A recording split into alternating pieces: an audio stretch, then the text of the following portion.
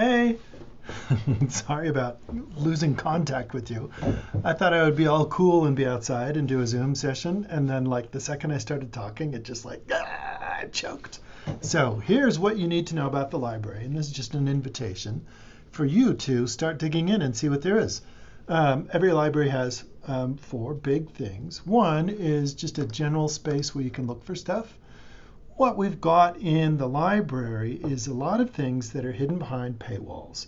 Scholarly articles is our stock and trade, but there's a lot of books and things like that.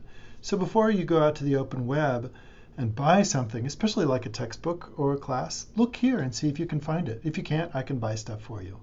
I'll show you more about this in a second, but we also have databases. Library databases strategically are the best place to go. So if you're in like a psychology class, instead of looking at any of the databases or Google Scholar or Open Web AI stuff, those all have their place, but you can go into a specific psychology database and you'll know that whatever you're searching for, it will only be in the context of the disciplines of psychology or applied psychology or things like that. And it's typically, again, it's things that you can't access for free out on the open web. There's a lot of cool databases. So the third thing is research guides. Research guides are produced by all the librarians on campus. And so you can find a class. So if you find yourself in a sociology class, you're interested on monetizing something, or if you're working with a particular population, you can go with that. But I will show you my guide that I have for social work. If you just go to the bold heading, there are crash courses in using the library. That's pretty much this video. How to find a specific book. Keywords help. Some of these are being superseded by AI, but they're still pretty handy. And I'll be changing these as we get into the semester and I learn what students are working on these days. If you go to PhD and Master's Help, remember those databases? These are my favorites. The bigger they are, the more favorite they are. So PsycInfo, that one's like the gold standard for everything. But Scopus has got these new features. And if you didn't get this video, I sent out new databases, and one of them had Scopus AI as a demo. So if you didn't get that video, let me know and I can send it to you. But there's a lot of cool like demographics databases. Again, there's another video for another database that came out. Here's some keyword ideas that are preloaded. So if you click on any of these, it will put you into the library search database. So for example, did it work? Come on, yeah. So if you're looking at a particular population, these are kind of like the synonyms and related terms. So what you could do is add like another keyword like homeless or homelessness or unhoused. And then you could find articles like that. So that's the point of those, is like helping you get set with keywords and things like that. So when we're looking at a scholarly article, I promised you four things, didn't I? Sorry, I'm jumping ahead. Database is awesome. All the things that you can find in there are free to you, but you have to make sure that you're logged in off campus. If you don't get access to these things, email me and let me know. Library catalog, there's a lot of overlap between databases with each other and the library catalog. Research guides is some of my greatest hits. And the last of the big four that you should know is interlibrary loan, where you can borrow anything that other libraries have for free. We also have a document delivery, so if you can't track it down, or if it's some niche format like microfilm, we'll scan it for you. You just log in, do the little song and dance. Have I already done the song and dance? I have not. And then when you get there, you go to new requests and you can request any of these things for free. A whole book takes a while, so I recommend doing book chapters if you want them, articles, but all of these are free. So let me show you what is going on with scholarly articles. So what we have is we want you to have the agency where you can go in and you can look up anything that you're interested in, apply it to lessons or research that you're working on or assignments that you're working on for different classes and add the value that you've got. So what we're not doing anymore is like doing the correct answer that the instructor is looking for. Now we're looking at what the instructor says. I need you to find like an intervention for homelessness in young people. Instead of finding the right answer in scholarship, there's tons of stuff. And we want you to go out with what you're interested in, what you value, the environments that you're working in, and find those things that resonate with you, because you're kind of like a knowledge creator now. How do we figure out that? Is we have, like 100, 150 million scholarly articles.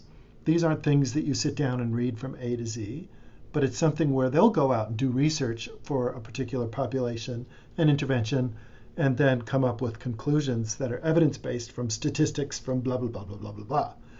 They all follow kind of a nice pattern. Let me show you a couple.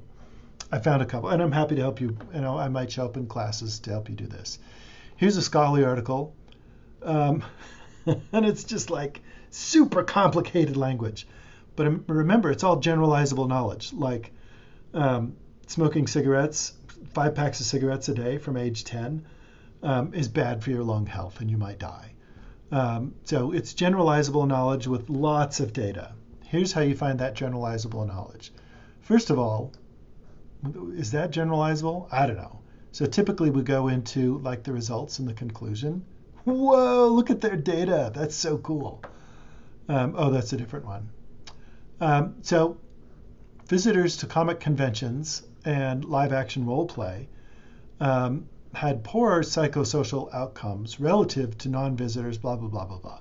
What does this mean? In generalizable knowledge, this means, and I had to write this out myself, if you are somebody working with like high school students and you're like a counselor and you're recommending an intervention, she's like, oh, you should go to a Comic-Con convention. Those are really fun.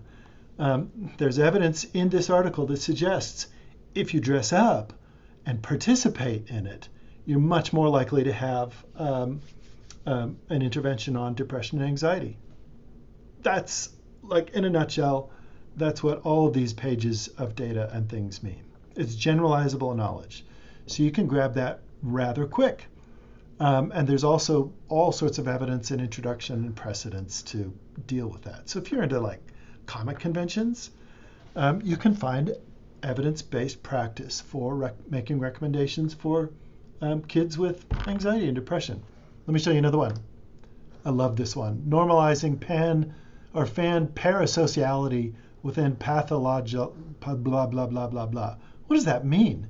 You go into the abstract and you start looking around and you find out, again, this might be like a high school counseling, but you find out that fans of Harry Styles totally understand that it's a one-way relationship and they're never going to get to meet Harry, right? But if you're in the fandom, it doesn't matter. And it's what we have in common with other Harry Styles fans that make it fun. So when you see young people going to concerts and buying merch, part of it's about enjoying the fan idea, but a part of it is also belonging to a greater group of people that recognize each other and share values together. Isn't that cool? Harry Styles in scholarship. I think I looked up Harry Styles as a keyword. So as you go through the thousands and thousands of articles, what I would encourage you to do, your first assignment from the library, is type in something you're interested in. So, you know what? I'm going to do baking. Baking. See, is there any articles that have the word baking in them and depression?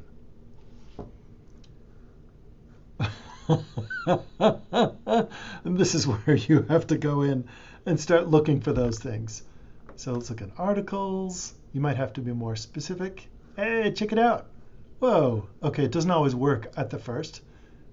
Baking soda misuse. That's not really helpful. But on this one, depression in older adults, maybe attending theaters or museums can reduce it. Receptive cultural engagement. Hey, cool. This is how you find those things.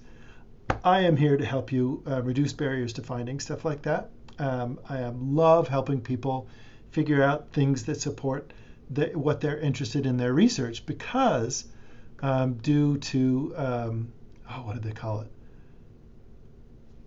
essentially, if you're interested in something, you're much more likely to follow through on it. So have your superpower, have your interest, and apply that to what you're doing and as you learn. And I'm here to help you go.